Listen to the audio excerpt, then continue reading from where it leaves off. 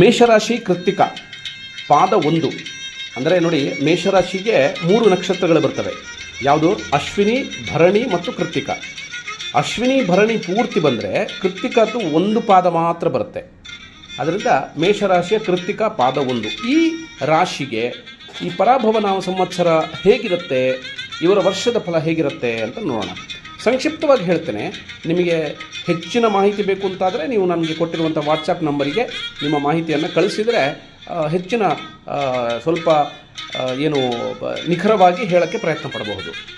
ಈಗ ಈ ಮೇಷರಾಶಿ ಕೃತ್ತಿಕ ನಕ್ಷತ್ರದ ಪಾದ 1 ಇವರು ಹೆಂಗಿರ್ತಾರೆ, ಇವರ ಲಕ್ಷಣಗಳೇನು, ಇವರ ಸ್ವಭಾವ ಏನು ಅಂತ ನೋಡಿದರೆ, ಇವರಿಗೆ ಬಲವಾದ ಮನಸ್ಸು.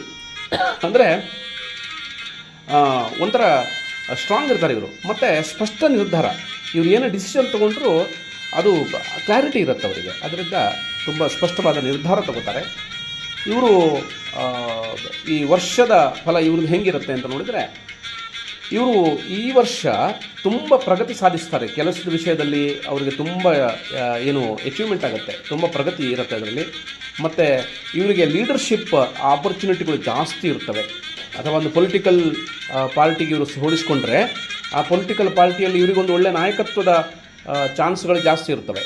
ಈಗ ಪಂಚಾಯತ್ ಇಲೆಕ್ಷನ್ ನಡೀತಾ ಇರುತ್ತೆ, ನಿಮ್ಮನ್ನೇ ಅವರು ನೀವೇ ಕಂಟೆಸ್ಟ್ ಮಾಡಪ್ಪ ಅಂತ ಹೇಳಕ್ಕೆ ಸಾಕು, ಆ ಥರ ನಾಯಕತ್ವ ಗುಣ ಜಾಸ್ತಿ ಇರುತ್ತೆ. ಮತ್ತು ನಿಮಗೆ ಹೊಸ ರೆಸ್ಪಾನ್ಸಿಬಿಲಿಟಿಗಳು ಬರ್ತವೆ. ಯಾರೋ ಒಂದು ನೀವು ಸಂಘಟನೆಗಳಲ್ಲಿದ್ದರೆ ಅಥವಾ ಪೊಲಿಟಿಕಲ್ ಪಾರ್ಟಿಗಳಲ್ಲಿದ್ದರೆ ಅಥವಾ ಎಲ್ಲೋ ಒಂದು ದಿಕ್ಕಲ್ಲಿ ಮನೆಯಲ್ಲೇ ನಿಮಗೆ ಜಾಸ್ತಿ ರೆಸ್ಪಾನ್ಸಿಬಿಲಿಟಿ ಬರುತ್ತೆ. ನಿಮ್ಮ ಅಪ್ಪ ಹೇಳ್ಬೋದು, ನಿಮ್ಮ ಅಪ್ಪ ಅಥವಾ ನಿಮ್ಮ ಅಜ್ಜ ಅಥವಾ ಮನೆಯಲ್ಲಿರುವಂಥ ಉಳಿದವ್ರು ಹೇಳ್ಬೋದು, ನೀವು ಸ್ವಲ್ಪ ಜಾಸ್ತಿ ರೆಸ್ಪಾನ್ಸಿಬಿಲಿಟಿ ಕೊಡೋಣಪ್ಪ, ಇವ್ನು ಮಾಡ್ತಾನೆ ಅಂತ ಹೇಳ್ಬೋದು. ಆದರೆ ಒಂದೇ ಒಂದಿದೆ, ನೀವು ವಾದಕ್ಕೆ ಇಳಿಬಾರ್ದು. ಈ ಅನ್ವಾಂಟೆಡ್ ಆರ್ಗ್ಯುಮೆಂಟ್ಸ್ ಅಂತ ಇರುತ್ತಲ್ಲ, ಅದನ್ನು ಮಾಡಬೇಡಿ, ನಿಮಗೆ ಒಳ್ಳೆಯದಾಗುತ್ತೆ. ಒಟ್ಟಿನಲ್ಲಿ ಮೇಷರಾಶಿಯವರಿಗೆ ಈ ಅಶ್ವಿನಿ ಭರಣಿ ಕೃತ್ತಿಕ ಈ 3 ನಕ್ಷತ್ರದವರಿಗೆ, ಕೃತ್ತಿಕದ 1ನೇ ಪಾದ ನಕ್ಷತ್ರದವರಿಗೆ ಒಟ್ಟಿನಲ್ಲಿ ಪರಾಭವ ನಾಮ ಸಂವತ್ಸರ ಒಳ್ಳೆಯದಾಗುತ್ತೆ. ನಿಮಗೆಲ್ಲರಿಗೂ ಬರುವಂಥ ಈ ಯುಗಾದಿ ಶುಭಾಶಯಗಳು ಹೇಳ್ತೀನಿ. ನಿಮಗೆ ಕೃತ್ತಿಕದವರಿಗೆ ಒಂದು ಆಧ್ಯಾತ್ಮಿಕ ಸಲಹೆಯನ್ನು ಕೊಡ್ತೀನಿ. ನೀವು ಪ್ರತಿ ಭಾನುವಾರ ಸೂರ್ಯನಿಗೆ ಒಂದು ಅರ್ಘ್ಯ ಕೊಡುವಂಥ ಒಂದು ಇದನ್ನು ರೂಢಿ ಮಾಡ್ಕೊಳ್ಳಿ. ಸೂರ್ಯನಿಗೆ ಅರ್ಘ್ಯ ಕೊಡೋದು, ಆದಿತ್ಯ ಹೃದಯ ಓದೋದು, ಸೂರ್ಯ ನಮಸ್ಕಾರ ಮಾಡೋದು, ಇದನ್ನು ಮಾಡಿದರೆ ನಿಮಗೆ ತುಂಬ ಒಳ್ಳೆಯದಾಗುತ್ತೆ. ನಿಮಗೆ ಶುಭವಾಗಲಿ. ನಮಸ್ಕಾರ.